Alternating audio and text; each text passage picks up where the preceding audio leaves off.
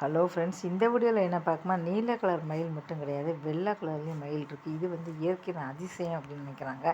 இது பலரும் நினைக்கிறதோட அல்பினோ அப்படிங்கிற உயிரினங்கள் வந்து கிடையாது. இவர் லூசிசம் அப்படிங்கிற மரபணு மூலமாக தான் மாற்றத்தால் தான் இது வெள்ளை வெளியேன்னு உருவாகுது. இது ஆச்சரியமான ஒரு உண்மை. சாதாரண மயிலை போல தான் வந்து நீல நிறத்தில் தான் இதனுடைய கண்கள் இருக்குது.